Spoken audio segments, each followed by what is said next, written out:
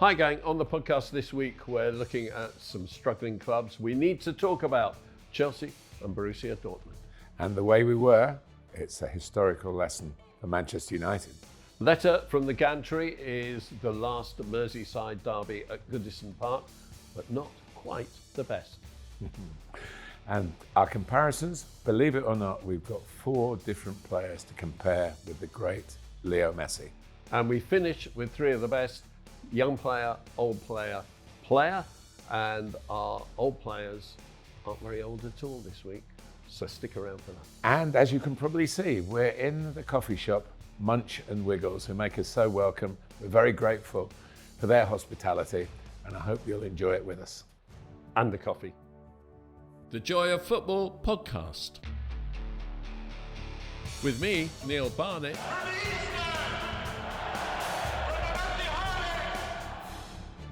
And with me, Martin Tyler. Looks for Xavi! Ready! Aguero!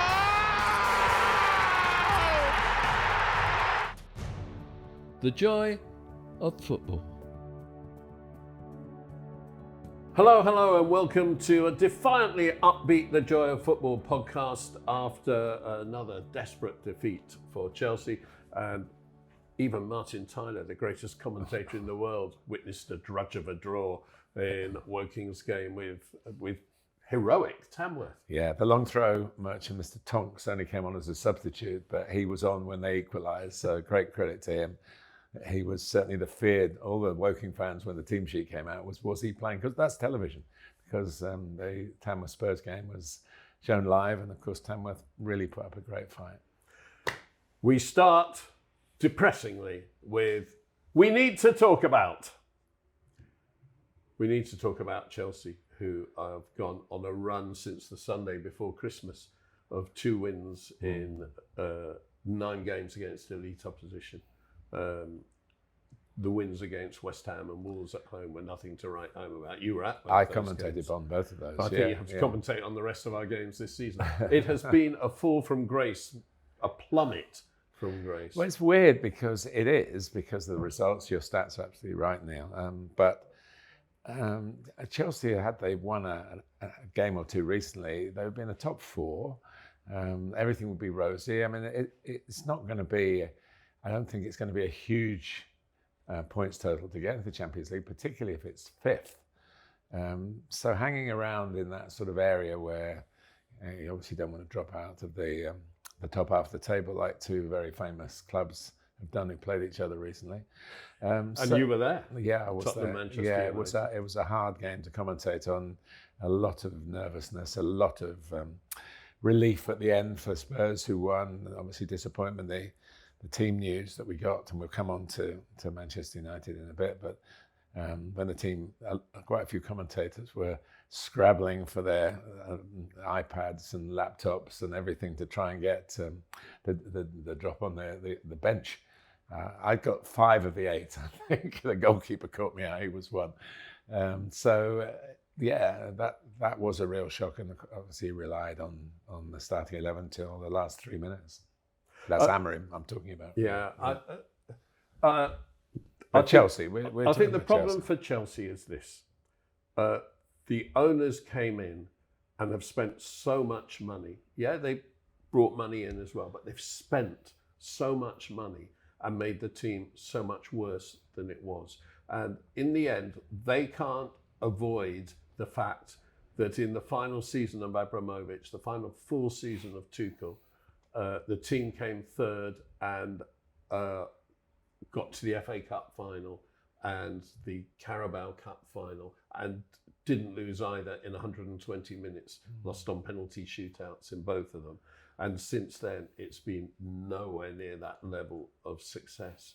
And I always go back to that first Mourinho press conference when he took over in 2004, and everyone lives off, I'm not of a bottle, I'm a special one. But the quote for me, and I was at the press conference, was when I leave this club, I want to have changed the identity. And I want the identity to be winners. Well, he did that, and that's gone. Well, others have done it as well. To be fair, they've kept up that identity from Jose's first spell, and indeed, of the club. and indeed his second spell to some extent as well, although it wasn't so dynamic. And the question I want to ask you, Neil, is: I said this to you quite a while ago, but it's being said now everywhere. With Joe Hart on Match of the Day about Maresca said, we're not good enough to win the league, and the players duly obliged. Yeah. And that, I know you've got a defence on that, but it does seem rather awkwardly coincidental that remark was made. I'm struggling with Enzo Maresca, the head coach, the philosopher, badly, and I'll come on to that. But I feel bad about this. I think that it's very difficult, if English isn't your first language, to get your words exactly precise. And if it had been an English manager saying that, I think it would have been shocking. But when he was asked if Chelsea were now title contenders, a typical journalistic question, looking for an accident, any coach who really had a good command of the language would surely say, it's a marathon. We're a third of the way through. Would you ask a marathon runner in the front group if they were in the race to win it? Because the marathon runner would look round and say, all I'm concerned about is hanging on. And he could have made a joke out of it and absolutely turned down the whole supposition, because it's a stupid supposition in a marathon. But he didn't, and he said instead, no, we're not in it. And I think that did have an effect. But I don't think it was deliberate. I think, and if it was deliberate, it was stupid. But I don't think it was. Or unlucky. I do think that at that time, any of us would have expected this run of poor results and a couple of scratchy home wins and going out of the FA Cup and losing 3 points in the league in the same ground in a matter of days at Brighton, which seemed that the league game had some carryover from the FA Cup. And you were at both, so you might tell me that I'm wrong. But well, I think the difference between the two games was 0, and that Brighton are a better team than Chelsea at the moment. But that is as simple. I don't think the league table shows that. Though, no, it doesn't. But Chelsea have the injuries and haven't got the squad. Brighton have the squad. And Chelsea haven't got the squad. No, they haven't. And the reason Can you just say that again? Well, this is where we really get into the nub of Chelsea's failings, because for all the money they've spent, the most they spent on a goalkeeper is £25 million. You are not going to get a world-class goalkeeper for £25 million.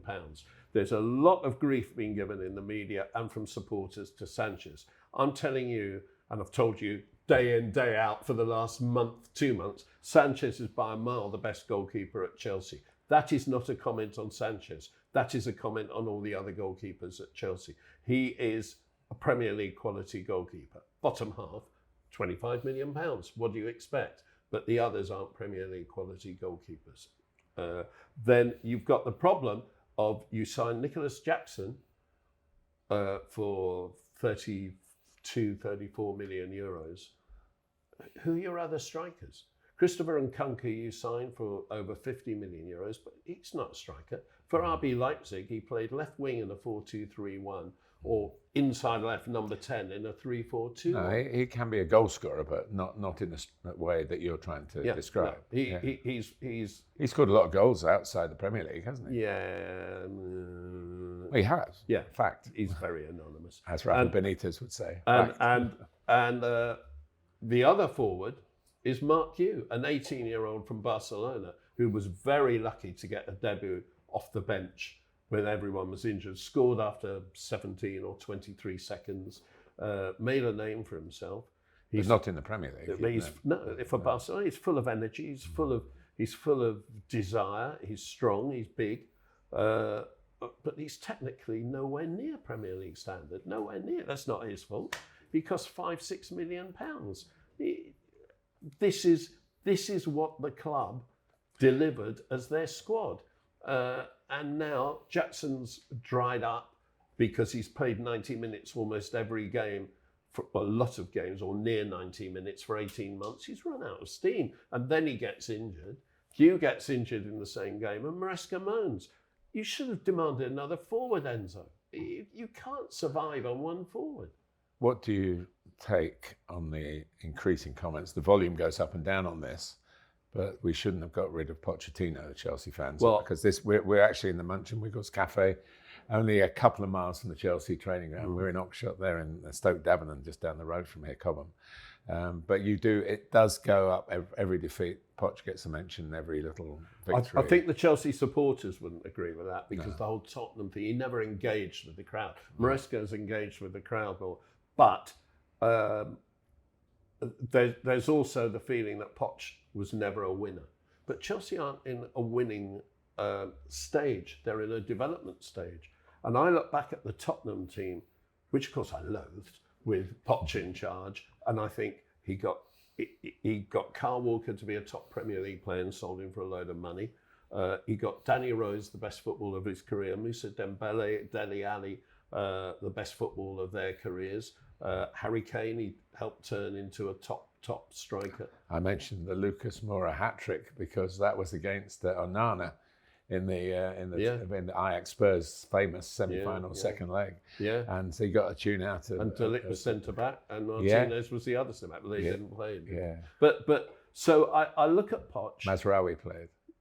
So they had three, So I look at Poch and he struggled in his first 5 months at Chelsea and he flowered in his last 4 months and got the team up to 6th. And it was on a roll, and that roll has continued into this season. But now it's plummeted. So I think it's plummeted because the squad isn't good enough, and Maresca thinks that because he had a first team and he had a second team, which he put in the UEFA and Conference, he had the bomb squad. And he had a third team. Yeah, I mean, because they're just too many players. Yeah. But the other problem I have, and this is something that is a theme on this podcast, is he has a philosophy. And his philosophy is he hates fullbacks bombing up the flanks. So obviously Cafu and Roberto Carlos got it all wrong when they were doing it. He hates fullbacks bombing up the flanks. He wants them to come into midfield. My message to him would be, actually, Gusto and Cucurella are second-rate midfielders. That's why they're fullbacks. And they're good at bombing up the flanks and putting balls into the box. And if you want to overload midfield, where Cole Palmer is your standout player in your whole team, you're crowding him out.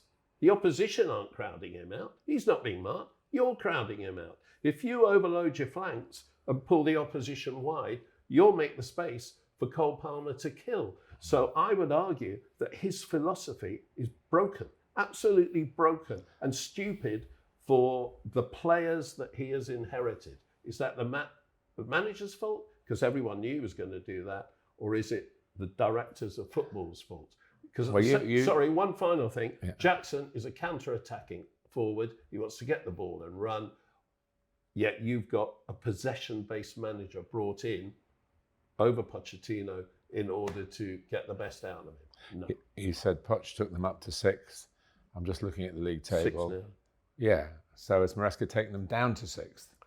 No, but Maresca has lost.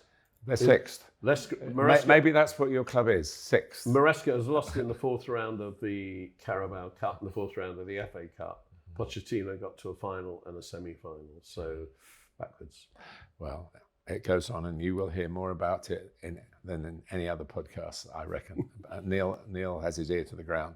But we do need to talk about something else, and you spotted that one that I was actually involved in last week in the decline of Borussia Dortmund from being Champions League finalists and finishing. They didn't have a great league season. They finished fifth, and Germany were one of the two countries where they got the 5th place. The Champions League. But now they're in the lower half of the table. But the game I did, that I commentated on, they won 3-0 away to the Amarimless Sporting, who have gone off a cliff really since. Although the third coach of the season, both clubs, Sporting and Dortmund, on their third coach of the season, tells you the stability is not the strong suit of those clubs. But Dortmund won it well with 3 goals in the last half an hour under their latest coach.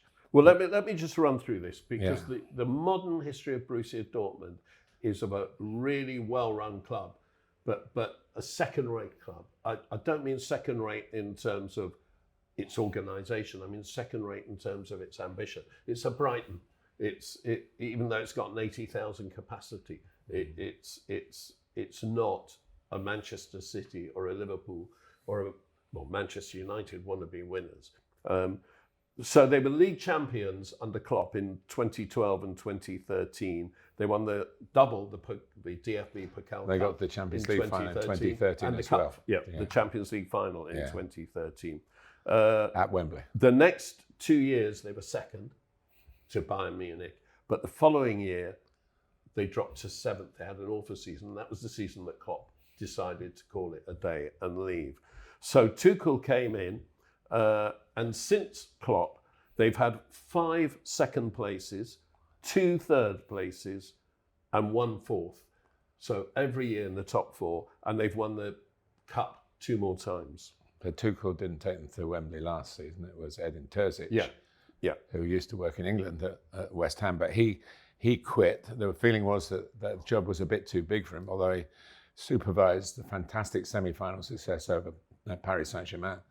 Since Tuchel, Tuchel was 2015 to 17, they sacked him. And since then, Peter Bosz, July 2017 to December 2017.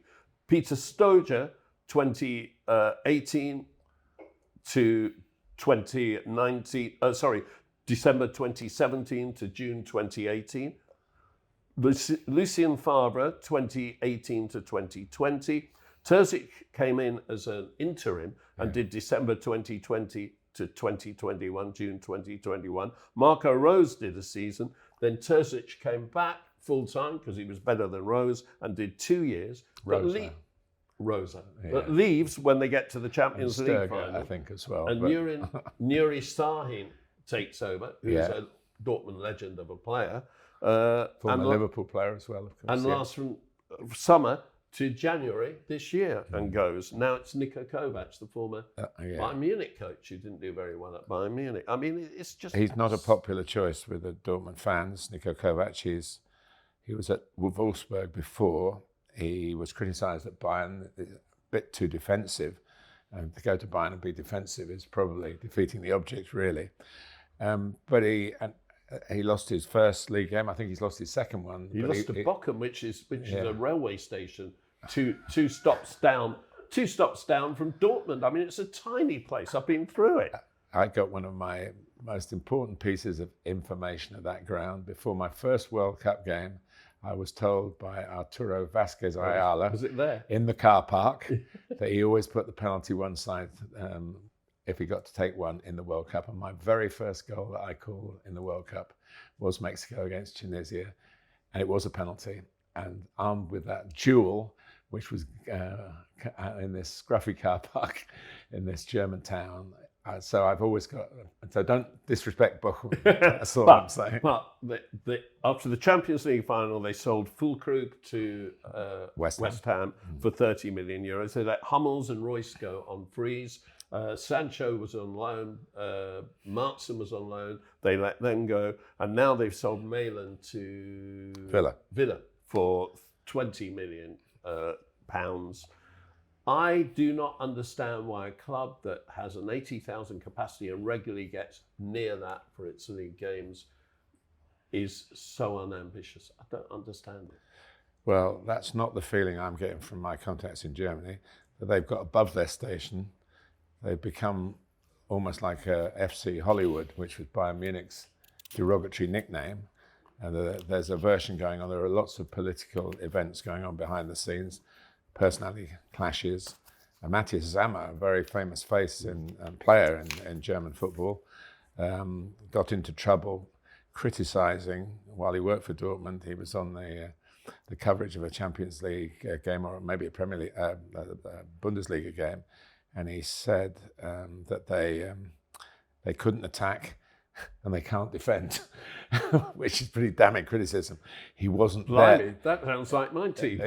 He wasn't in Lisbon for the game that I commentated on. Also not there was Sven Mislintat, who was, of course, at Arsenal as a director of football, who was supposed to build a new team, look for young talents, but he didn't get on with the, if you like, the Hollywood part of Dortmund as opposed to the ones at Bayern, which were the former players Uli Hoeneß and Karl-Heinz Rummenigge and Oliver Kahn and people like that. Lars Ricken, who scored famously 2 goals, I think, in a Champions League win for Dortmund when they did win it in '97.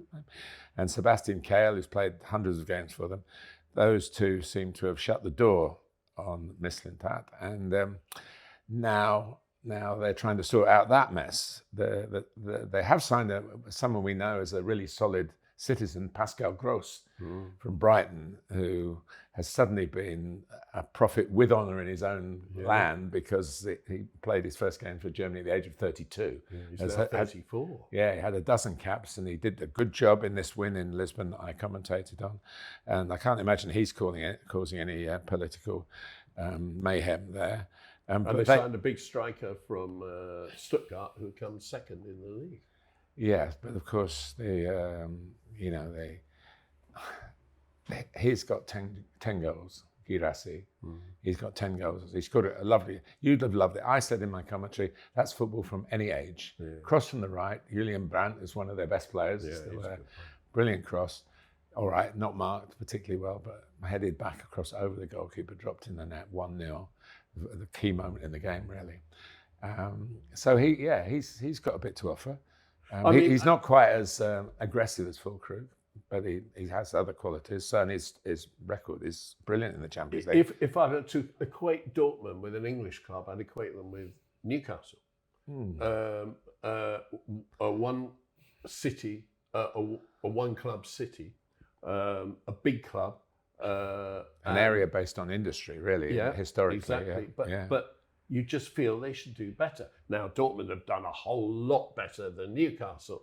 So I think in a very near future podcast, we should talk about Newcastle as they approach the League Cup final and why they haven't won anything for so long. But Dortmund should be competing with Munich, I think, in a way that they're not.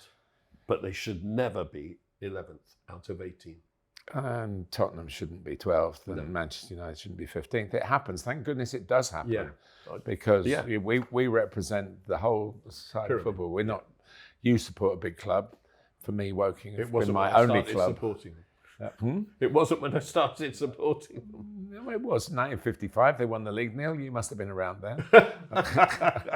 I'd been to Woking for 2 years by then. So, but no, I know what you mean. But listen, it is an English thing, isn't it? We have to admit to this, that we do enjoy seeing the rich and famous topple. And because I've never supported them, people say to me, well, you must have a Premier League club, which is the daftest question I ever get asked, and probably the only question that probably makes me a little bit angry, because I don't get angry very often. But why is the answer? Well, why should I have a Premier League club? Well, you must have.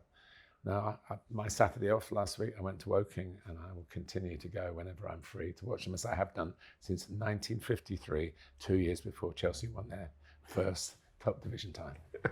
And the only one of the first 99 years. That's true. Right, we move on, but I don't have high hopes for either club at the moment, Chelsea or Dortmund. But Dortmund will get into the Champions League round of 16. They're 3-0 up from the away leg, and I'll report back on the second leg, because I'm doing that, and I need a lot of information to cover a game when the home team go into it with a 3-0. Just talk about Port Knuckle and Sauer. On to our temporary segment. We're doing it for a few weeks. The way we were. And this is a celebration, if you like, of big clubs getting relegated. You've just emphasised the point I made before your announcement, really. But we're not celebrating it. Well, we're trying to explain. We've got two Manchester United producers supporting. And this was a segment that we did talk about before. Manchester United found themselves far nearer the bottom than the top of the table. They're not going to get relegated this season. No, of course they're not. They're definitely not. It's between. Well, we're going to talk about when they did get relegated. Yeah, they got relegated in 1974. Let me give you just a quick approach to that. In 1971-72, they were doing fine. They came 8th. But in 1972-73, they dropped to 18th. And then in 1973-74, when it was actually, I think that was the season they went up from 2 down to 3 down per season. But they came in the bottom 2 anyway, between Southampton 20th and Norwich 22nd, in order to get relegated. It's worth noting that we talked about Tottenham last week, and Tottenham had had Bill Nicholson for about 15 years as manager. This was the build-up to getting relegated in Manchester United managers. Matt Busby was manager from 1945 to 1969. Longer even, is that longer? No, about the same time as Fergie. Yeah. He was followed by Wilf McGuinness 1 year, 1969 to 70. By now, Sir Matt came back 1970 to 71. Frank O'Farrell did a segment in 1971 to 1972, and Tommy Docherty took over in 72.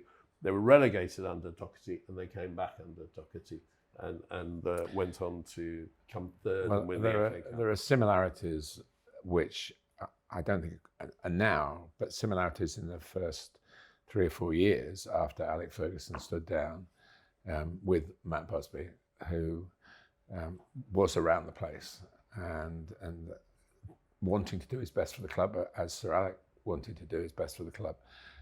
But in the end, history did repeat itself, it seems, in the more recent times. Matt was such a focal point.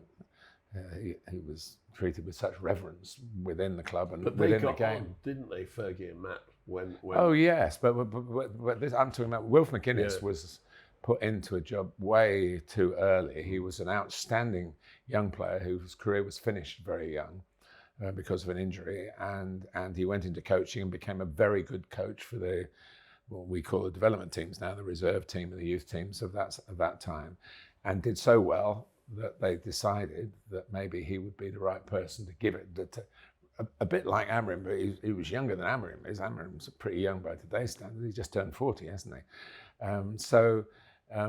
Wilf was promoted above his station, and I got to know him. He became manager of York City when I started at Yorkshire Television, and we spent a bit of time together, and he knew that it was right. He went back and ran the reserves, a bit like Lee Carsley. He's going to run the under-21s, you know. And then Frank O'Farrell came in. I remember the game. I think the last game under Frank O'Farrell was a 5-0 defeat at Crystal Palace. And at this time, George Best was probably starting to go off the rails a bit. Well, I mean, this is really critical because you've got Cristiano Ronaldo coming back to Manchester United in their demise, and it just didn't work, even though he's scored not as many goals as he got at Juventus or Real Madrid, but he scored more than anyone else in the club. And of course, Bobby Charlton had retired, Dennis Law had retired, and George Best had gone down the pub, up the club, to the disco, and he turned up when he wanted to turn up, and often didn't turn up. And the year he played, I think, 12 games the year they got relegated. I saw the last one. Games. I saw the very last one, I believe. You'd have to look it up. New Year's Day 1974, away to Queen's Park Rangers. It was a holiday game, obviously near Christmas, just after Christmas, New Year's Day game. Rangers won. They had a good side then, by the way. Terry Venables and Jerry Francis and people like that. Frank McClintock, very, very good side. Don Givens, who used to play for Manchester United, I believe, as a youngster, testing my memory here. He scored a couple of goals, I think. Rangers won at Cantor, 3-0. George Hardy touched the ball.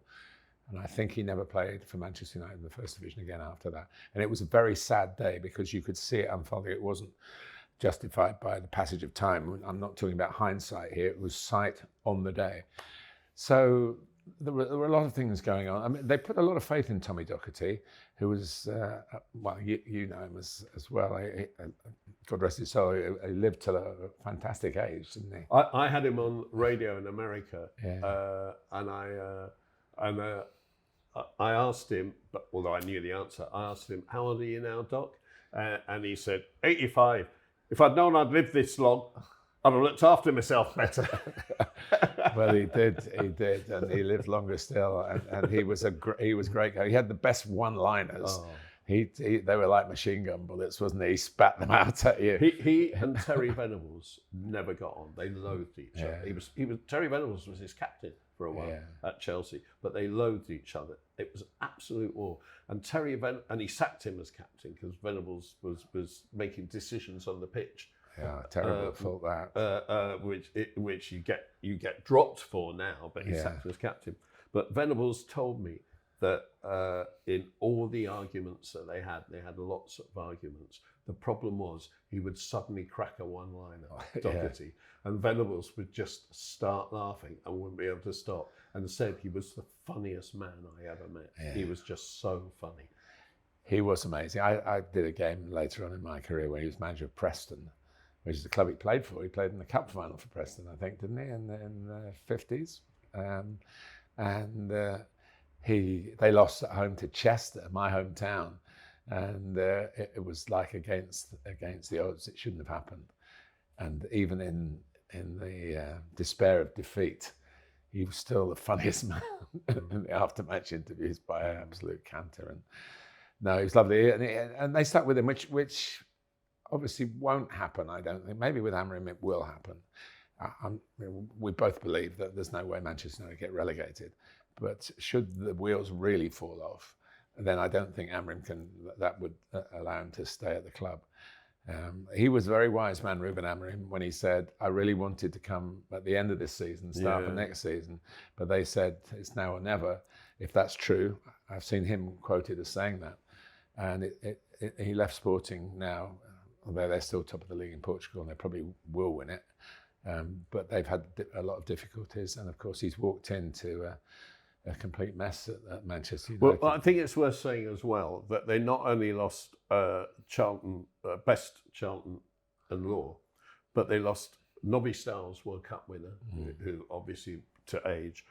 They lost Paddy Crerand, who I would argue would be him or Roy Keane in the playmaking, holding midfield role. In the all-time Manchester United 11. Paddy Crerand was an absolutely magnificent player and a hard nut. Yes. And a good night out. And they lost a lot of top players. But it happens, doesn't it? And the Manchester City have been accused of letting their staff get old. And that they've obviously had mixed results, although it looks like now their investment in January is going to pay some pretty quick dividends. So if you take massive investment in January. Yes, but in those days you had big playing staffs, and Manchester United had lots of youngsters coming through. But I seem to remember that the ones that started the recovery when they listen. One thing I must say, every book you read about Manchester United being relegated said it did them no harm at all. And it did Doherty no harm at all. He rebuilt. He got some younger players. They got a young centre forward in the second division called Stuart Pearson, who was I thought a wonderful player, and he got 17 goals in 30 games. And he played for England, and later in his career won the FA Cup for West Ham United when they were a second division team against Arsenal. He had a lot of injury issues, and that's why he didn't hamstrings. He was a squat player, but very talented. He was a really good player. Yeah. And then the following season, when they got up, Doherty brought in two young wingers, who was Steve Coppell and Gordon Hill, who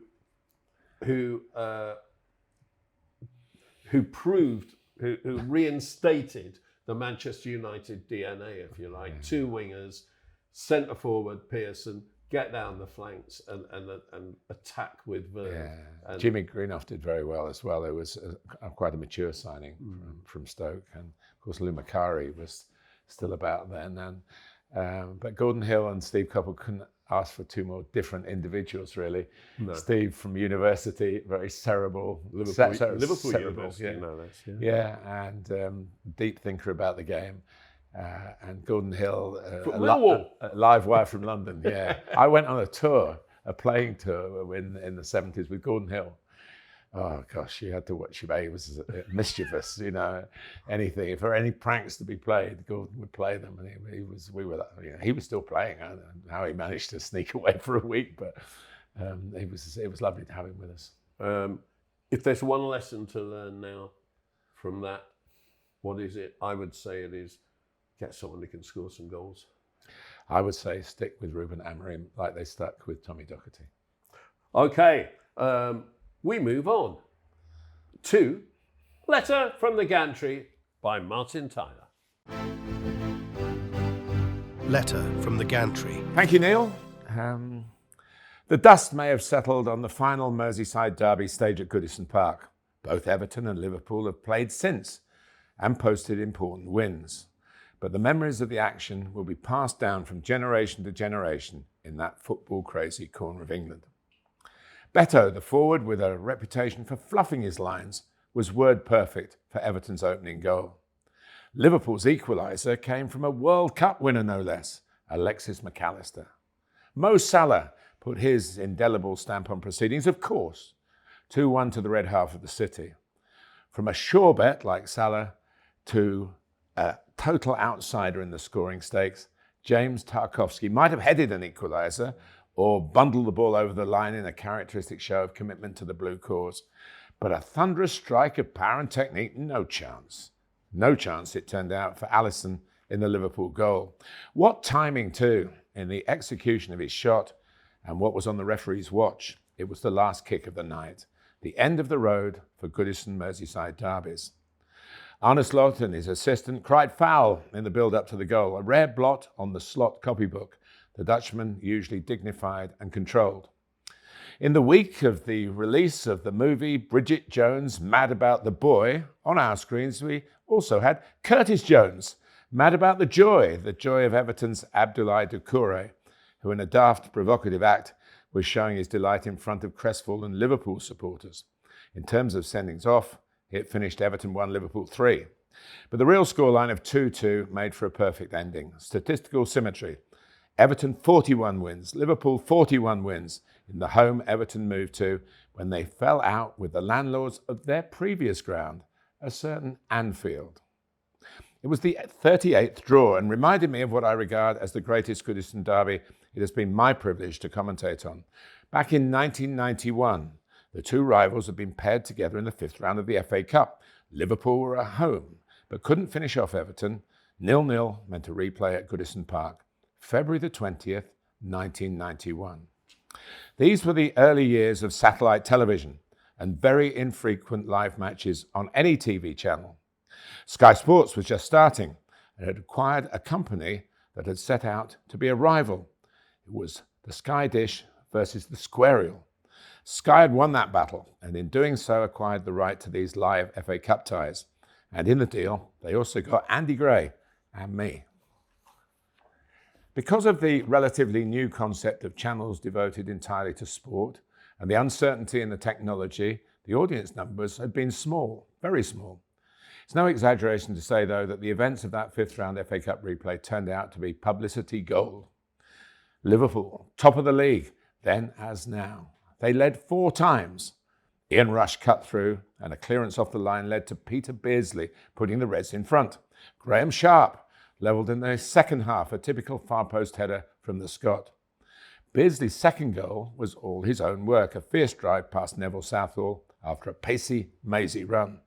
Only for Sharp to respond again for Everton, scrambling the ball away from Steve Nicol and over the line. Then Rush headed in a Jan Molby cross, 3-2 to Liverpool, and they were seconds away from a place in the quarter-finals until substitute Tony Cottee showed his own instinctive eye for goal. Extra time, and John Barnes cut in from the left and curled in a sumptuous goal with his right foot, like a modern-day inverted winger. But John delivered his splendid contribution to this mesmerising match with his weaker foot. Surely Liverpool were through now, but Cottee dug out another chance. 4-4, and in those days, and actually for the final season in the FA Cup history, you kept on going.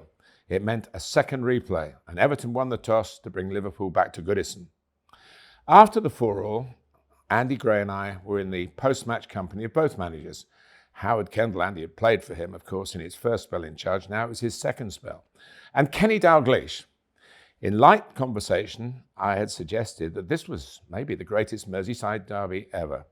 Kenny shot me down instantly, plumping for an earlier game at Goodison in his time with the club. which Liverpool had of course won, as opposed to only drawing that night. It was friendly, relaxed chat at the end of a long evening. Within 36 hours, I was to learn that it was also the end of an era. Kenny Dalglish had resigned. It was a shock to the whole football world, but particularly to those of us who'd enjoyed his company at Goodison Park straight after the 8-goal cup tie. The reasons are now well documented. Kenny Dalglish had been at the heart of the trauma of Hillsborough. No one could have represented Liverpool Football Club like he had done in the best part of 2 years since the tragedy. His commitment to the grieving families and fans had been unwavering. The stress of his selflessness had taken its toll. Ronnie Moran took charge of the second replay, which we did cover. Everton won 1-0. One graphic report of the 4-4 draw said that Merseyside derby should come with a health warning. That one did, which Kenny Dalglish recognised, and he was still firmly in the red corner for the final Liverpool visit to Goodison 34 years later. And of course, eased his way back into management in the interim, including another crack at Anfield. This season's finale will be on most neutrals' list of great Goodison derbies, but do not suggest that to King Kenny. His beloved Reds didn't win. Of course, he won the league again with Blackburn. Yeah. But when he came back with Liverpool in 2011-12 season, I heard on the grapevine that the Liverpool players weren't happy that it was all five-a-side and nothing else, and old-fashioned, and not the tactical, technical stuff that was now in vogue. But I just looked at it and I thought, Liverpool won the FA Cup in 2006 against West Ham. Extra time. Did it go to penalties? It went to penalties, yeah. 3-3. Lionel Scaloni, who won the World Cup with Argentina, gave the ball away for West Ham. He was there right back in the final. He threw the ball to where Liverpool got it back. It went to Steven Gerrard. It was 3-2 to the Hammers at the time. Last minute, wasn't it? Yeah. And then Stevie G did what he had the capacity to do, find a moment when it really, really mattered. And then it went to penalties. Alan Pardew, manager of West Ham then. But from there, 2006, to Jurgen Klopp winning the Champions League 2019. This is forgotten, but everyone talks about the 30 years they didn't win the league. From 2006 to 2019, the great Liverpool won one trophy. One. And that was the League Cup in 2012 when the manager was Kenny Dalglish. And that same season, he got them to the FA Cup final, where they were a little bit unlucky to lose to Chelsea. But Andy Carroll had a header that brought out arguably the greatest cup final save since Jim Montgomery for Sunderland against Leeds in 1973 from Petr Cech. And if there'd been goal line technology, who knows? Because he turned the ball against the crossbar and it bounced down. But Dalglish had that little something extra as a manager. An extraordinary man. I mean, as commentators, we work hard to try and develop relationship with managers. Kenny was quite happy for that to happen. But if you wanted any information, that didn't seem to come with the deal, really. Yeah. I remember saying to him, how many kids have you got? I think he had 2 kids. Of course, one, Kelly Cates, is now wearing the badge of honour for the Dalglish sporting family as a brilliant television presenter and going to do Match of the Day, and good luck to Kelly. And I said, you got 2 kids, but I think you've named 5 in the squad because that's what, he was the first manager to tell you that it wasn't 14 or so travelling to the away game, it would be 20. You can have all these names. But he did it with the best of intentions. And one of my favourite moments from when Blackburn won the league, where of course Liverpool won the match, because Manchester United didn't win at West Ham, and Blackburn lost the match but won the title. And so everyone was a winner at Anfield. It was an extraordinary day. That Kenny, who had been so difficult to be interviewed by a fine Sky reporter, Nick Collins, all through the run of the season, they did role reversal, and Kenny interviewed Nick, and Nick went, "Yep, no."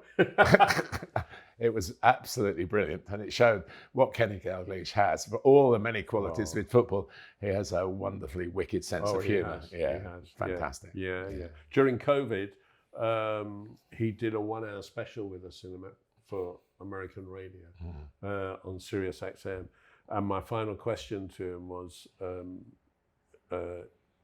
you must have watched training with Jurgen Klopp.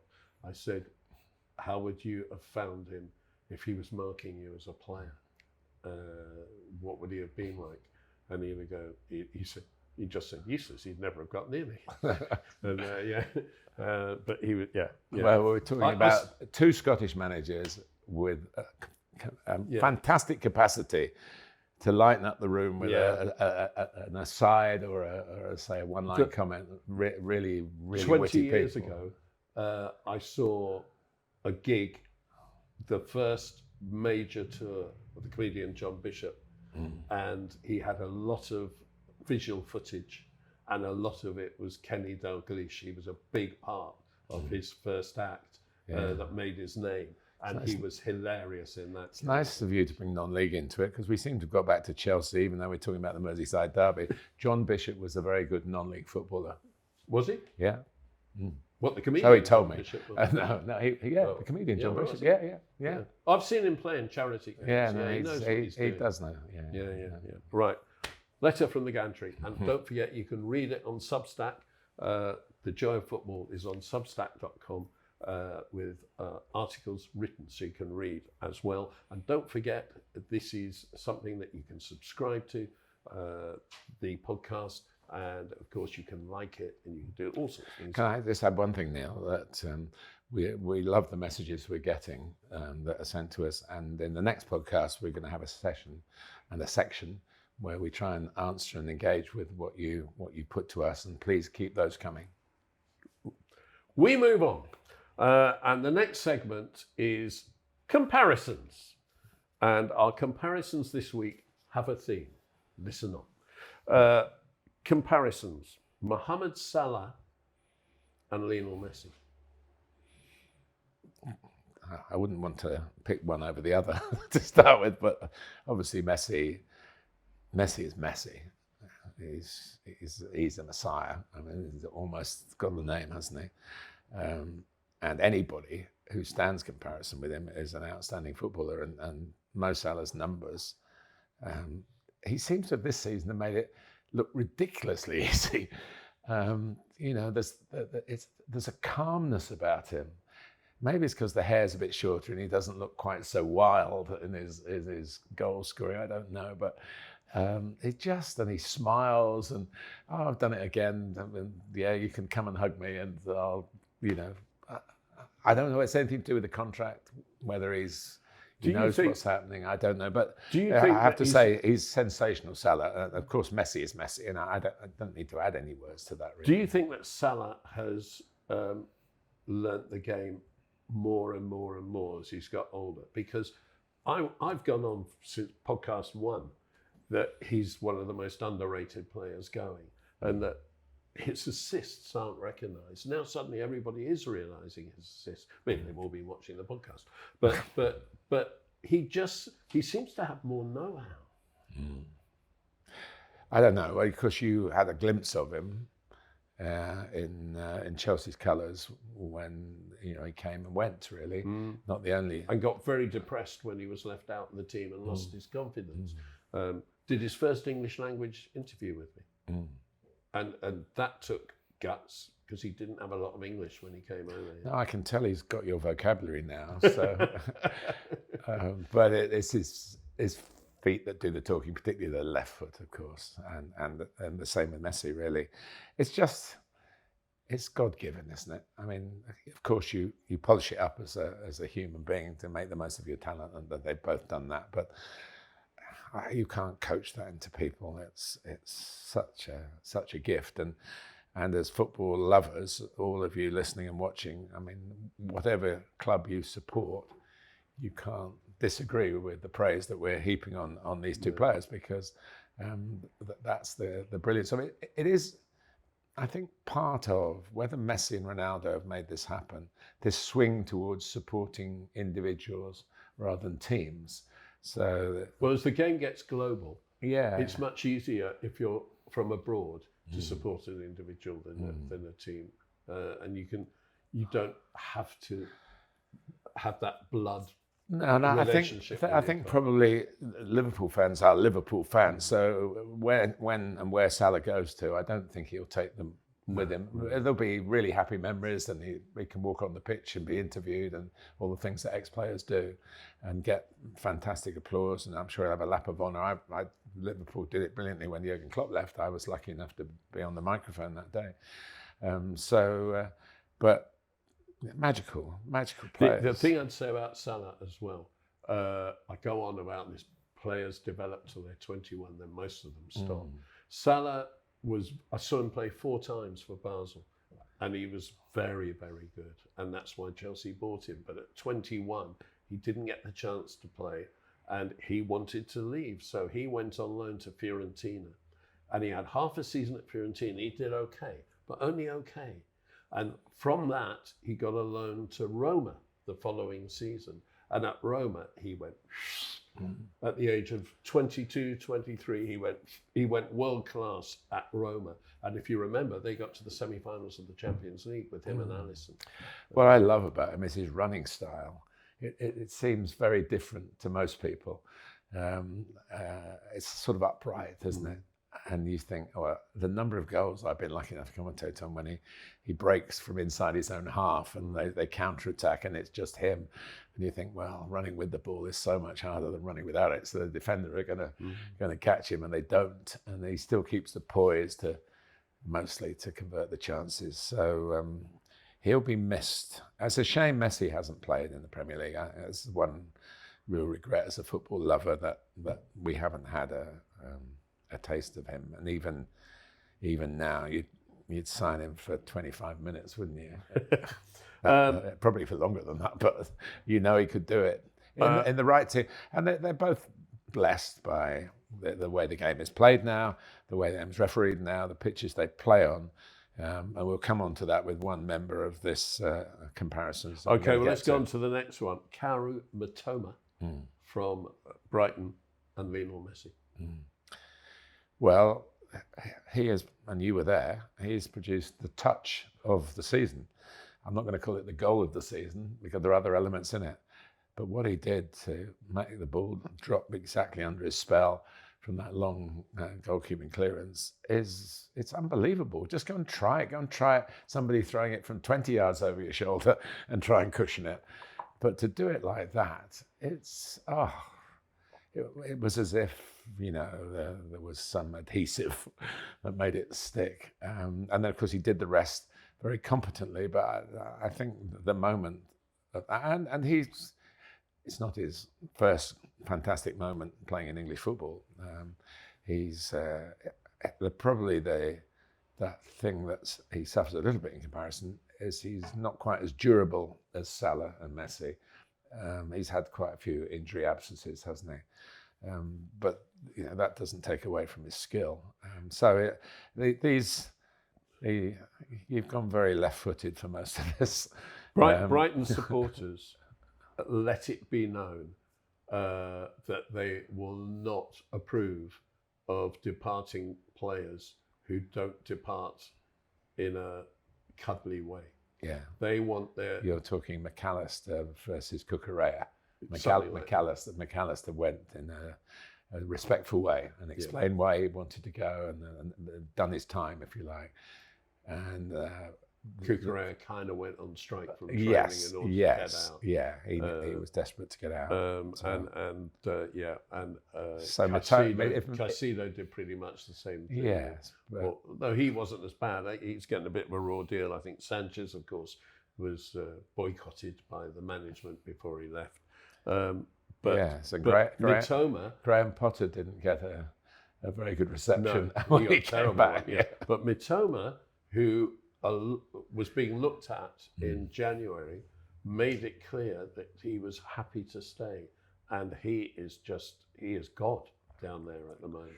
Yeah, we're hoping to take the podcast down to Brighton actually, so maybe we'll get some insight on that. But He's not really anyone who generates a lot of personal publicity. No. Our producers will know whether he's on social media and stuff like that, but I don't follow that, so I can't give you an answer to that. But that was sensational, and you were lucky enough. You were there.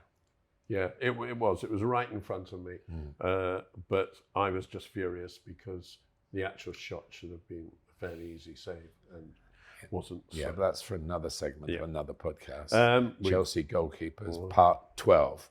But Mitoma, I think he's just a thrilling. If I were a tourist coming to England to see 4 or 5 games, I would include Brighton for him. But you wouldn't get in because you do the tickets that tourists don't get in. Next, Lamine Yamal and Lionel Messi. Well, give him 15 years and we'll see, you know. Maybe more than that. He's got all the tools of the trade. He's followed up a devastatingly brilliant start with still being devastatingly brilliant.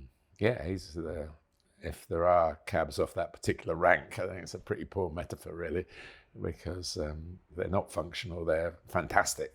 And yeah, I was lucky enough to see the final and watch him in action in Berlin in the summer. And I've watched obviously a lot of games on television. I know you do. You watch La Liga a bit more than me, and I just hope he stays fit. That's all you can ever wish on a player with that talent.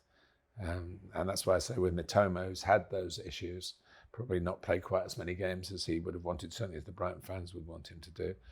But Salah is strong. He seemed to play every week.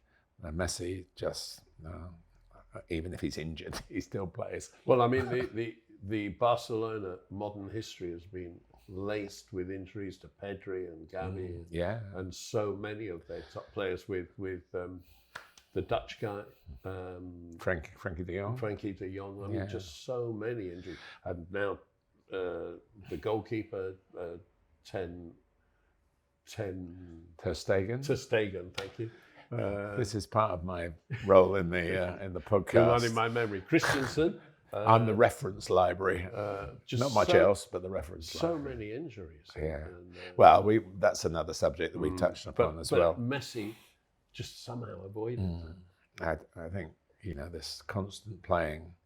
No, Messi is, I don't know, they can't, if they do catch him, they don't seem to hurt him. It's almost as if you have to have a respect for, he's such an icon of the game. If you actually bludgeon him down. I did play in a game against George Best in a charity game, and you're almost frightened to tackle him because they haven't come to see me. and so it finished 5-5, by the way. And but for the goalkeeper, who was Gary Lewin, who was the England and Arsenal physio for many years, and is still working at Arsenal with on the medical side of the women's team. He was sensational. We'd have lost by a lot, but he kept us in it 5-5, and George probably got a couple. I can't remember that.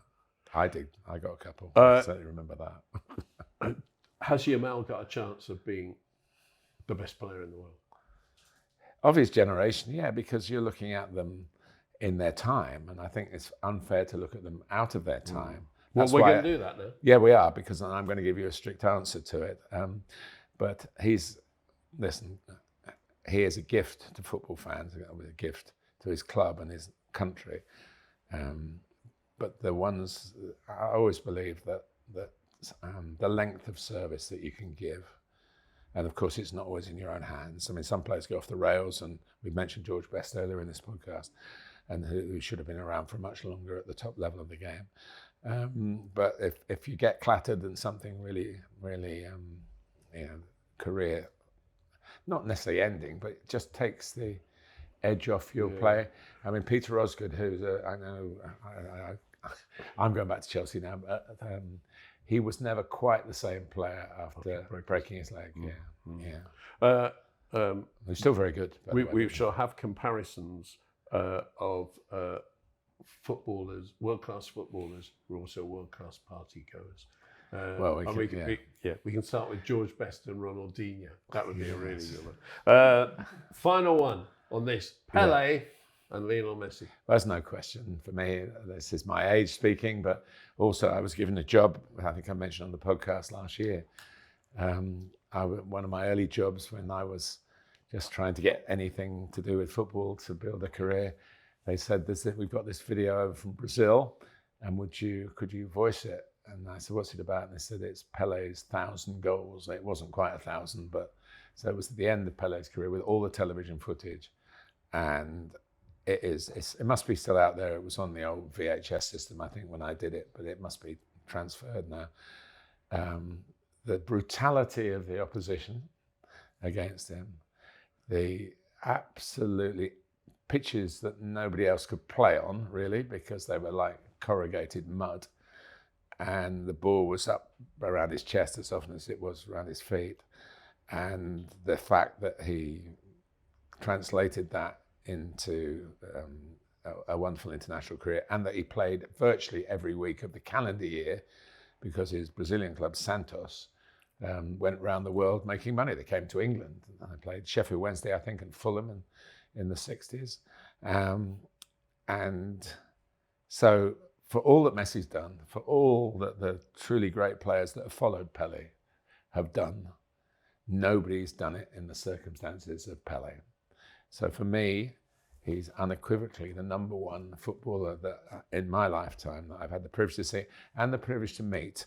He, of course, professionally stayed as Pele, not Pele the footballer, but Pele the man. And I interviewed him a few times and I did a Q&A on stage with him not long ago, obviously before he was in England. I think the last time he was in England. And he's just a joy of a person. I think he made everybody around him. He always knew, this is a skill of obviously of somebody who is in the PR business as well, which he was ever since he stopped playing. He always knew your name. He always had a smile. Always a nice question for you. You know, can I get you a coffee or something? Just a pure gentleman. I think until you meet him, you have absolutely no idea how short he is. Yes. He was not any taller than Lionel Messi. Maybe an inch. Maybe an inch. Marginally. And of course, if we go to the generation in between, Diego Maradona was around the same height. It is extraordinary that these huge successes, these icons of this physical sport are tiny. Well, they're not all tiny, because if you go and stand in the place, if you go and stand next to Cristiano, it's going to be. I can remember I worked a long time with Andy Gray, who remains a good friend, and we would go down to the tunnel. Andy was a centre forward, a proper centre forward, but he'd be looking up, probably like 10 years after he finished playing. He'd be looking up at these giants in the tunnel waiting to go out or going out for the warm-up or whatever. So there's a massive physicality, but there's not the brutality. That brought the physicality up in the game and kept it to an extent.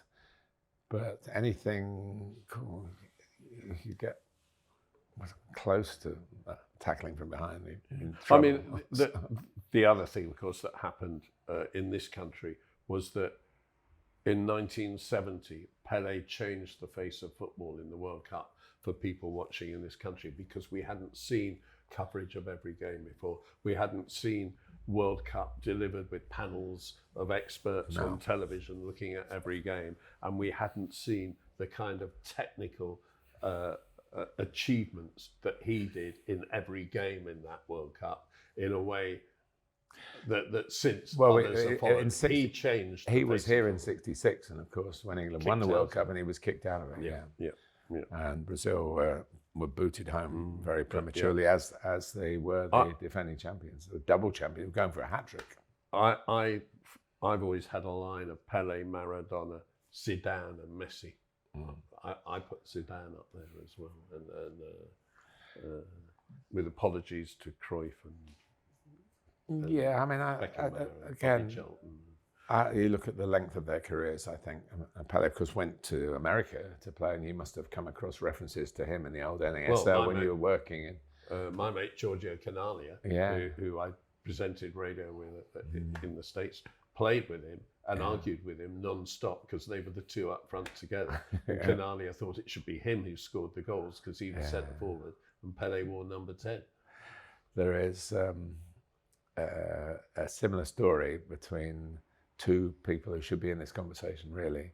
Alfredo Di Stefano at Real Madrid and Ferenc Puskás, who joined Real Madrid having been an established player, and then the Hungarian politics all went against, he had to leave the country, and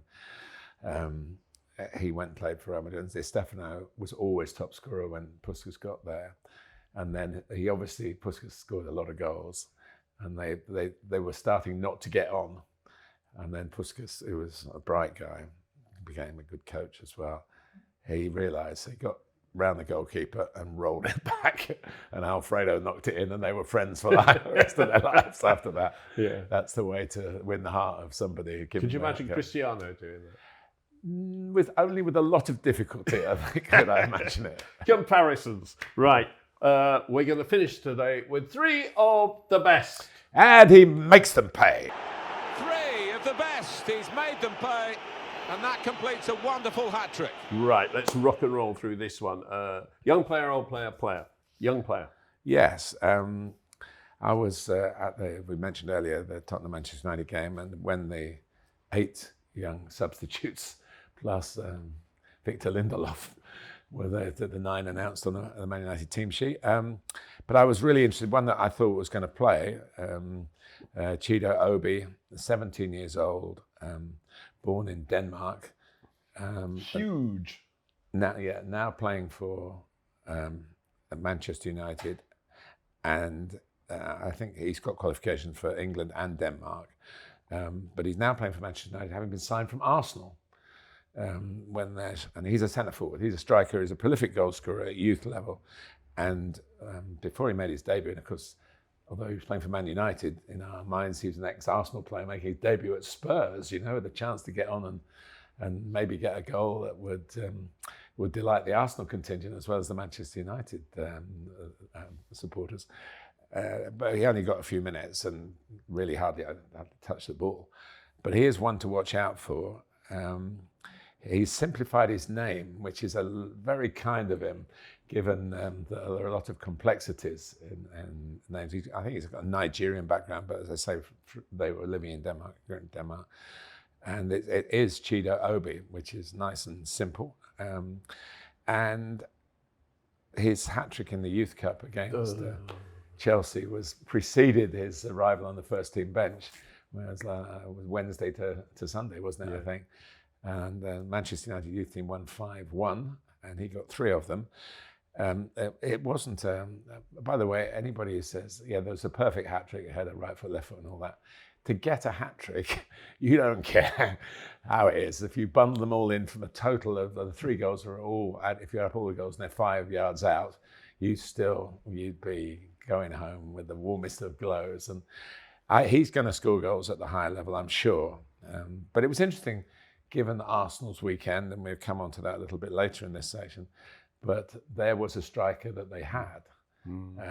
But of course, he wanted to go in the summer. I don't quite know the circumstances of it. They did have strikers, Arsenal, then, so he was probably thinking he's way down the pecking order. But what happens now with Manchester United, if they get, it was, as we said, Amrin was a week from hell to losing a player day by day, virtually through the fact they had a free week, and it didn't work out at all. So I hope he gets a chance. I have now seen him play for 3 minutes. You watched him on the television get his hat trick. Well, on the laptop streaming. The last player I saw in the Youth Cup score a hat trick against Chelsea, who I'd not heard of before, was a Manchester United player. It was Mason Greenwood. And that, I looked at him and I thought, you are going to be a player. It was such a high quality hat trick. Last week I watched it, and Chido Obi got this hat trick, and it didn't prove a thing because both sides played out from the back. Both sides gave the ball away in their own half constantly.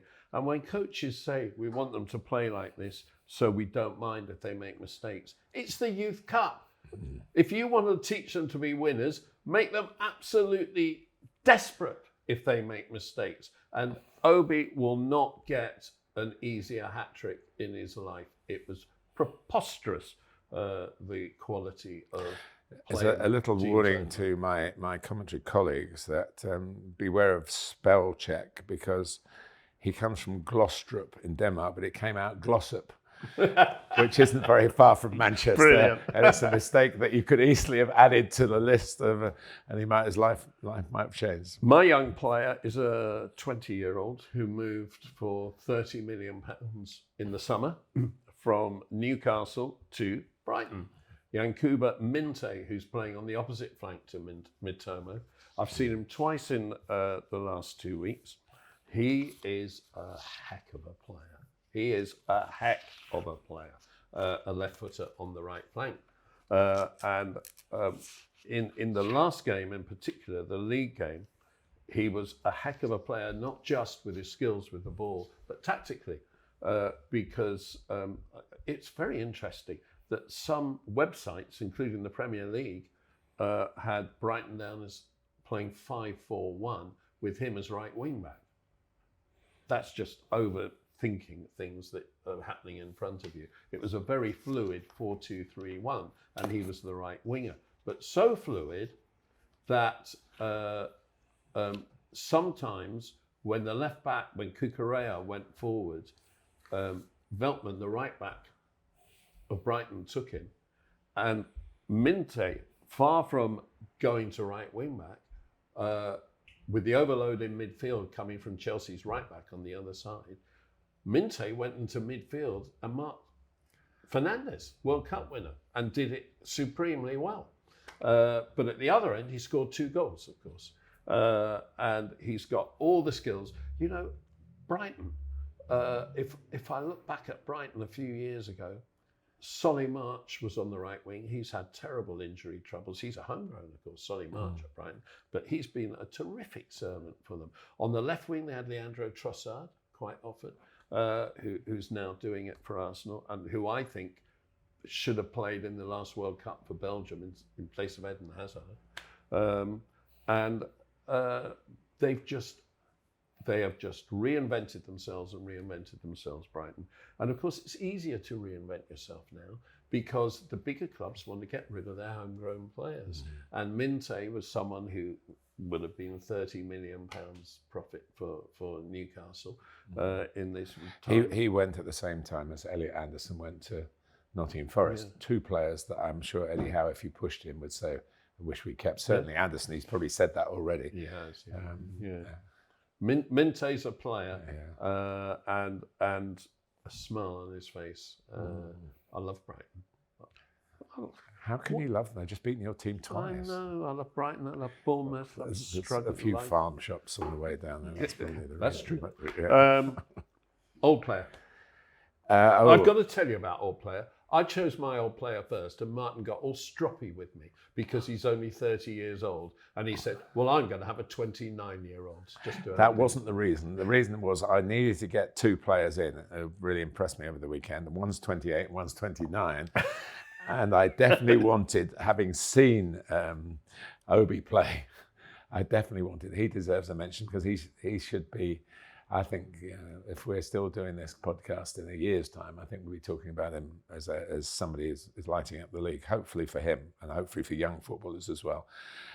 So in order of the 29 first, the 28-year-old, or I should do it the other way around because it follows on a bit easier. But anyway, Adama Traore, who I've seen frustrate coaches, teammates and himself in a pretty lengthy career in English football.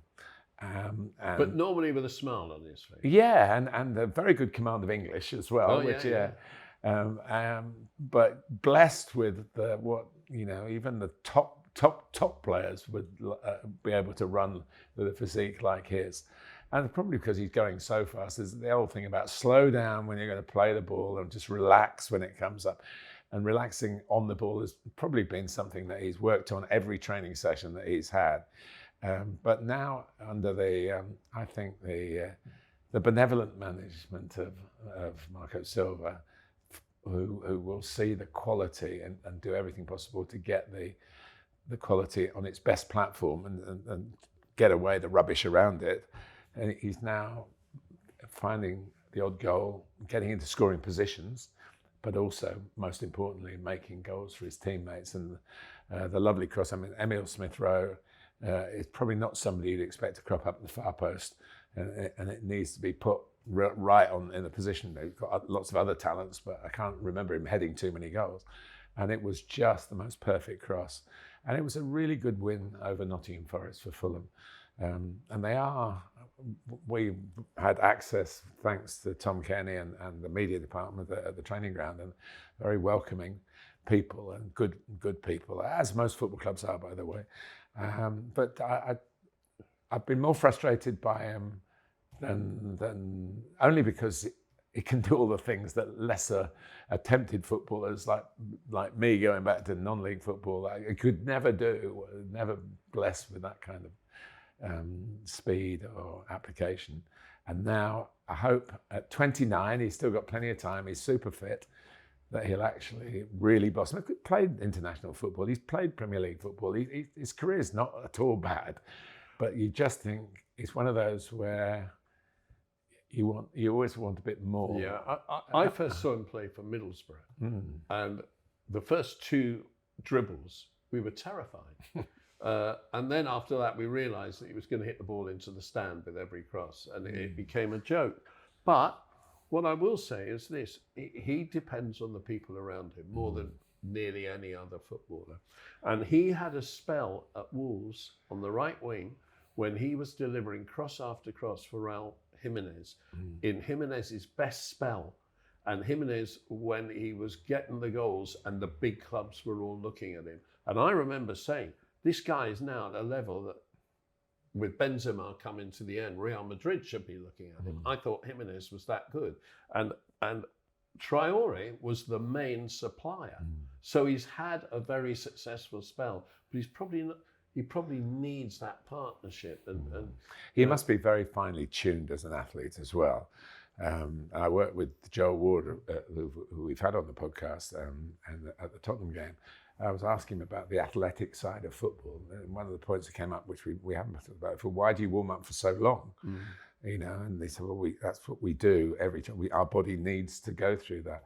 And the more athletic it becomes, the more risk of injury becomes. Not the ACLs we're thinking about, but the hamstrings that Adama has struggled with from time to time. But it just seems now that it's really falling into place. And there used to be an expression, I don't know whether you heard it at Chelsea, I'm watching Woker, remember, as a kid, with players like that, they shout, "Open the gates!" And he's going to keep going down the touchline into the crowd and out of the ground.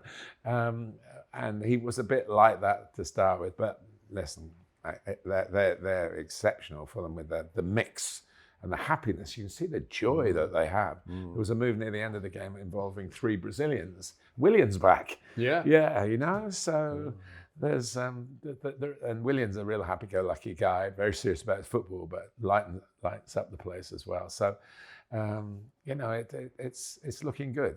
And we want the clubs, I mean, Fulham, you've got the table here, they're somewhere, where are they, 9th, 8th below Newcastle, above Brighton, who we've praised. And they always seem to be, they want to be above Chelsea, don't they? They do, you don't mind if they're above you, because you don't think of them as a derby. But anyway, that's my old player, and the new parameter set by Neil Barnett of over 28. My old player is 30, so it's John Stones. And the reason, I like you, I wanted to just get John Stones in there.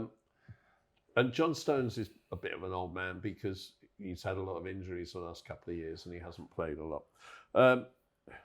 I think this whole theory about pushing fullbacks or whoever into midfield is a load of garbage. And I think because Pep did it, and Pep's the best manager in the world and the best coach in the world, and he shocked everyone when he did it, that everyone's followed. And Carl Walker was the first one that he used to do it. But he soon stopped that because Carl Walker simply hasn't got the technical qualities of a central midfielder.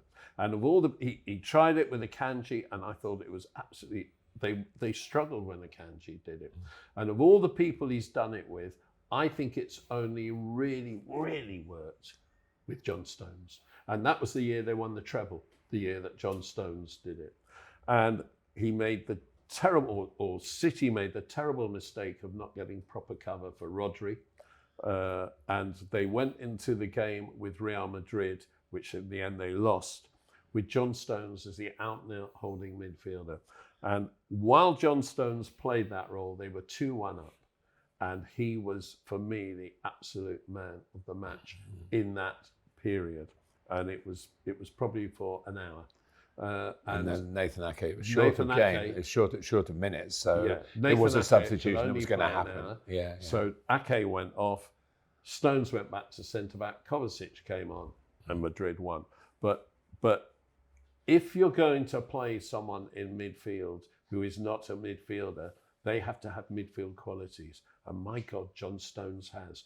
And if you recall the Champions League final, Inter Milan were very defensive, but very defensive in a very progressive way. They pressed all over the field. And I remember the post-match interview with Stones and on the pitch. And he said, well, let's face it, he was playing, I think he played right back. I think they had Akanji and Diaz centre-back and Ake left-back. I think he played right back. And he said, basically, I normally go in as another number 6. He said, I was playing number 8 today. And he was the one who was bombing on. And he was opening Inter Milan up because he's got those qualities. So John Stones has definitely got world-class qualities. Whether he's quite been a world-class player because of his fitness and his defending at times, but probably, I'd probably take John Stones. International class, definitely. Yeah. But his midfield performance was, if he were 27, he'd be playing midfield for the next 3 years. It'll be very interesting to see. We're recording this before. Well, they've got the second leg. They've got their man now, haven't they?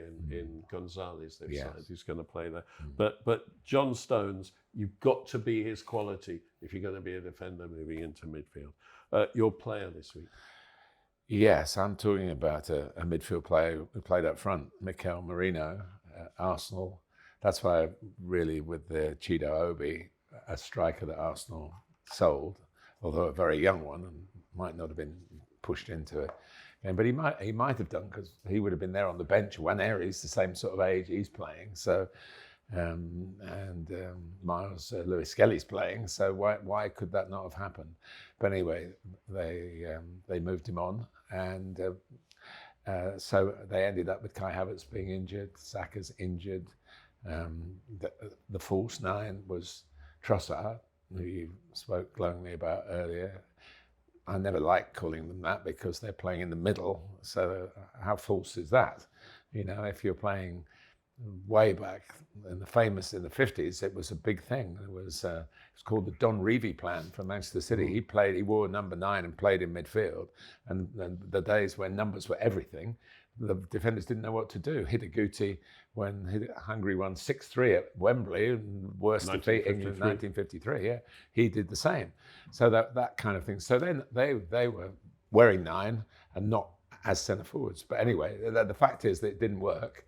Trossard got out on the left, and then suddenly a supply line came, and Merino, who did a lovely interview afterwards, I thought, and said, never played there before. And the reporter went, maybe as a kid, I can't really remember. But he's always had as a commentator, you're always looking for midfield players who are likely to get into the box. Frank Lampard, Brian Robson, Steven Gerrard, people like that. But there are a lot of players not so well known. But Merino's always had that. And he had that at Newcastle when he was over here for a season a few years back. And he's certainly had that in the international team. He doesn't always score, but he gets there. So he's got that little bit of goal nous about him.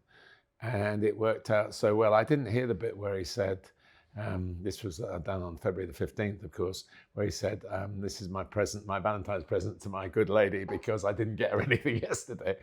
But if that was part of it, I don't know whether I'm picking that up as a joke, whether he really said it. But he did the job. And that was a really big win for Arsenal, because if you can imagine, if they hadn't scored any goals, Why didn't you do it in the window? Why didn't you get him a bid for Ollie Watkins, which was, as far as I understand it, they would have sold Watkins for 60 million, but the bid was 40. So if you know you can get him for 60, go and get him if you want him, you know? And I think that's taking the mickey. Profitability and sustainability rules, they probably only had 40 million to play with. Well, that's a very good counter to it. I accept that point, yeah. They're such stupid rules. But anyway, so, well, we'll see when Arsenal play again what he's asked to do. But he could have a job for the rest of the season. Yeah. My player is someone I'd never heard of before the weekend, Alex Palmer, goalkeeper of Ipswich. Alex Palmer came in and made his Premier League debut at the age of 28, taking over from a guy who I'd never heard of, Wilson. Christian Walton, Christian Walton, who I first heard of when he played against Chelsea on December the 30th. So Ipswich are bringing me lots of English goalkeepers I've never heard of. But what really made me think about English goalkeepers, having seen Palmer, was the game between... Before you go on to that, it's a really good point you're going to make, but let's just say what Alex Palmer did. Oh, I was going to come back. Oh, right, okay. Was the game between Crystal Palace and Everton, where Thomas Tuchel was in the crowd ahead of selecting his first England squad. And it made me look up to see the nationalities of the goalkeepers this weekend in the Premier League. There were 4 English, Dean Henderson, Jordan Pickford, Alex Palmer, and Aaron Ramsdale for Southampton. And sorry, England, but that's the bottom 2 goalkeepers in the Premier League. Ramsdale was very special in the game against Bournemouth. Then on top of that, there were 2 Brazilians, 2 Danish, 2 Dutch, 2 Spanish, and 1 of Argentine, Cameroonian, Belgian, French, German, Italian, Portuguese, and Slovakian. And the thing that really started to make me irate when I looked at this was the few number of number 1 internationals. Obviously, Jordan Pickford for England, Alisson, the Brazilian. The Dutch number 1 is currently Van Breugelen at Brighton. I'm a bit surprised, but he is. Van Breugelen. Verbruggen. Yeah. That's why he's a commentator. Argentina, of course, Martinez, and Dubravka, which still the number 1 for Slovakia. Nick Pope, I did the Newcastle Cup tie, and Nick Pope played. So whether Nick Pope is now challenged Dubravka, because it was a big thing that Dubravka was going to leave in the window, again, for profit and sustainability reasons. I think he'd almost waved goodbye to the crowd, I think, in one game. But now he's back in and played. Pope did okay, and he's been out a long time, so it will be... and Dubravka's done well. Dubravka's done very well, yeah. But the point is, these goalkeepers aren't their national number 1s, and no English goalkeepers are playing. And let's face it, if he's choosing Tuchel from Henderson, Palmer, Pickford and Ramsdale for his squad, he is buggered. I'm sorry. Well, Pickford is not world class. He's international class. I don't want to put him down at all. He's done well for England and he's done brilliantly for Everton. But he is not top class, and the others are nowhere near it.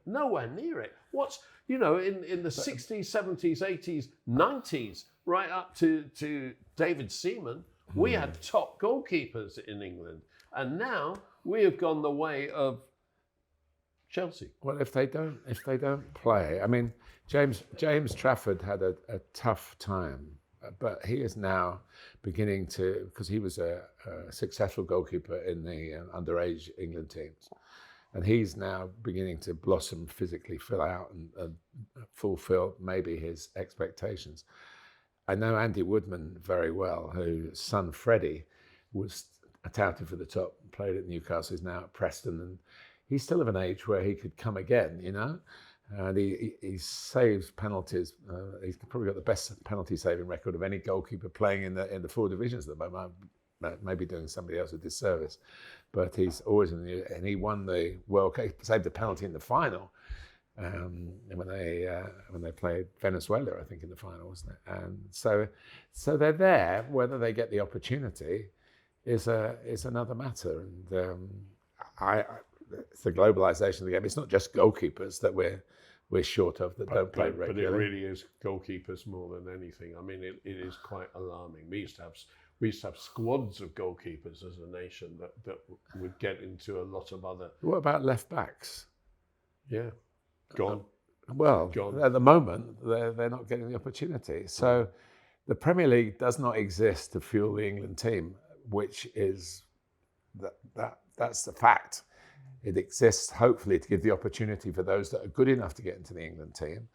But the Premier League club's job is to win Premier League matches, and there are all sorts of regulations they had to observe. But at the moment, the English players are suffering because of this, sell them on because they cost nothing. Yeah, but there is no excuse for a nation not to produce the goalkeepers. And England has not produced the goalkeepers. The reason that there are only 4, look at the level of them. But look at the youth teams and see where the goalkeepers all come from, being signed as 15-year-olds from around the continent. Not all of them, but there's a lot of them. Not at 15, no. Yeah, but you can only when they're older, they do. But I mean, here we go. Yesterday, Manchester United, Hubert Graschik, 21 years old, born Poland, but he came to England when he was 2 years old, and he's playing for England under 18s. But the point is, if you look at the great goalkeepers, the Buffons, the Czechs, I don't think Donnarumma's great, but Donnarumma comes into that category. Donnarumma is Casillas. Donnarumma wouldn't hold down a spot in the way the Premier League play. He wouldn't be able to play in English football. He stays on his line. He's 6 foot whatever. But my point is, they were all playing international football at 2021, and now these English goalkeepers can't get a look in because they're not good enough.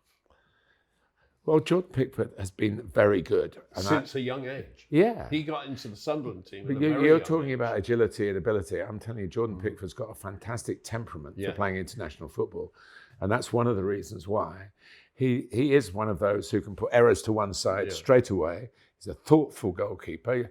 Sometimes you think, wow. He's an old-fashioned nutcase. Yeah, well, yeah, as they should be. Goalkeepers are crazy. That's one of the cliches of the game, isn't it? I think it goes in cycles, Neil. It's a really good analysis that you've done. And you can only, what we need to do is talk to recruitment people and say why do they, where are they looking? Yeah. And talk to coaches. Why are goalkeepers not developing in this country? Do you know who the Woking goalkeeper is? No. Will Jääskeläinen. Yeah. Son of the Finnish, played how many games for Finland? Now, Will's probably got an English qualification, and I don't know whether he's played England C, which is the level for international football you get from the National League. He's doing really well. He's having a great season. Is he taller than his dad? No, he's not. He's not very tall, and that's probably will stop him going higher than the National League. But he's been Woking's Player of the Season without a shadow. Just to come back to Alex Palmer. Signed originally for £2 million by Ipswich from West Bromwich Albion. He came through at West Bromwich Albion and played quite a lot for them over the years. But over the years, he also went on loan to Kidderminster Harriers twice, to Oldham, Notts County, Plymouth and Lincoln City twice. He is the absolute perfect story of a guy who came in and had a worldie of a game, although he looked for the life of me as though he didn't know where the next shot was coming from. No, the save he made near the end was most improbable, really. It was not from the orthodoxy of goal, where he kept it out, and that's all that mattered. Exactly. But Alvin Martin's son got to the Premier League. David Martin. I was there. He kept Chelsea out. Yeah. I've never forgiven him. No. I think I interviewed him after and told him I'd never forgive him. Listen, this is important, that goalkeepers have to play. So if they don't play for the first team, unless you've got Bettinelli who'll sit on the bench and forever. He's played 2 under-21s games. And he was in the England squad on one occasion. He was in the England squad. And his dad was the goalkeeping coach at Fulham, might still be. So he's a goalkeeping family, but he's taken that route that quite a lot of, say, Italian goalkeepers do, and get to play once in a while. But for young goalkeepers, they have to go out on loan when I was at Hampton Richmond. We had Senny Dieng from Queen's Park Rangers, who went and won the African Cup of Nations a few years later, and I think he's at Middlesbrough now. He's probably the best goalkeeper in my 20 years of non-league football that we've come across. But Mark Travers was driving up from Bournemouth to Hampton to sign for us, and he got called back. He's played in the Premier League this season, and he's just gone to Middlesbrough. Yeah, he's just gone. Yeah, I think Senny might be injured. So you've got to where they get their experience. That's the really hard part. You look at Martinez. I mean, he has arrived eventually as the world's best goalkeeper. Well, that's the sort of you know what I'm saying in quotes, but a lot of people would say he probably is. But how did I mention the other day in the letter about how he played in that Reading 5, Arsenal 7 game, and he was loaned hither and thither, and finally got a few games under Arteta and got into the team, won the FA Cup, won the Community Shield, and never played for Arsenal again. Yeah, Arteta clearly didn't like it. No, well, maybe it was a personality clash, or he didn't rate him. So for a keeper, whereas if you're anybody else, Mikel Merino, you don't get in the team. I'm going to play centre forward for you for the rest of the season now. He's been given the opportunity to do that. Whether he does, it's obviously down to fitness of others. But you get those chances. I was really disappointed William Saliba wasn't given the nod to go up and play up front, because he offered to do it. And those were the days when you had one sub. Yeah. I mean, you go back to, of course, John Charles, who played international football, Serie A football as a centre forward and a centre half. Duncan Edwards. Duncan Edwards played up front for England. And Jack Charlton, where Leeds would throw him up front, and that used to be, it's 15 minutes to go, we're losing, send the big guy up front. David Webb at Chelsea. So now that doesn't happen because you've got a specialist. Well, in Arsenal's case, you didn't have a specialist on the bench. All the coaches now want people who can play in every position. We want specialists. Martin Tyler. Chris Wood is my player of the season. I'm running out of superlatives. He scored, even in defeat, he scored another brilliant striker's goal with no support, really, and left the two centre-halves and the goalkeepers basically not physically sitting on their backsides, but you know what I mean. So how is he doing that? He's a specialist. So why not?